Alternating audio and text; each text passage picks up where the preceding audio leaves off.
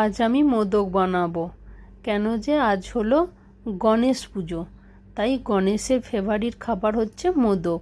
তাই মোদক বানানোর জন্যে সবার আগে আমি একটা পেনি নিলাম। পেনিতে ছোট গ্লাসের আধ গ্লাস জল দিলাম। এই জলটা একটু গরম হয়ে যাওয়ার পরে এই গরম জলের মধ্যে মিল্ক পাউডার দেবো, ছোট চামচে 6 চামচে। মিল্ক পাউডারটাকে ভালো করে গরম জলের সাথে মিক্স করে নেবো। মিক্স হয়ে যাওয়ার পরে এই গরম দুধেতে আমি ছোট চামচের হাফ চামচে ঘি দেবো। কেন যে ঘিটা দিলে ভালো গন্ধ বেরোবে এবং খেতেও খুব সুন্দর হবে, তাই আমি আধ চামচে ঘি দিলাম।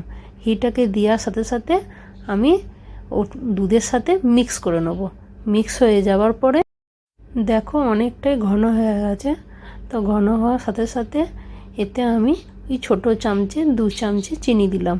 কেন যে 6 চামচে মিল্ক পাউডার দিয়েছিলাম, মিল্ক পাউডার একটু মিষ্টি মিষ্টি হয়, তাই আমি 2 চামচে চিনি দিলাম। চিনিটা দিয়ে একে আমি একটু নেড়ে নিলাম।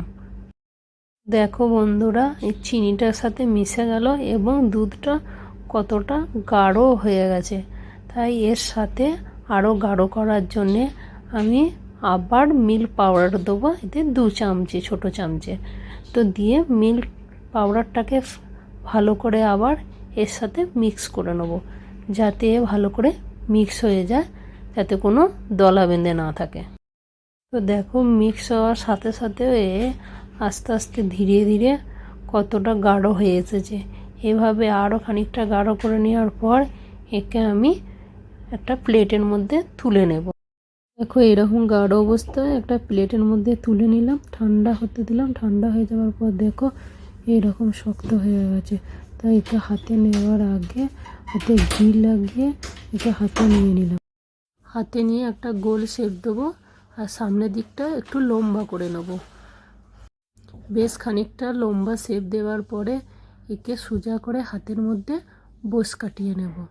তারপরে একটা ছোট চামচের পিছু দিকের ডান্ডার সাহায্যে এর গায়ে লম্বা লম্বা ডিজাইন বানাবো, যাতে দেখতে খুব সুন্দর লাগে, ঠিক যেন মোদকের মতন দেখতে লাগে। তো আমি শেপ দিচ্ছি, কেমনভাবে তোমরা দেখো। আমার শেপ দেওয়া হয়ে গেল এবং এরপরে আমি প্লেটের মধ্যে রেখে দিলাম। তো এভাবেই সব কটাকে বানিয়ে নিলাম।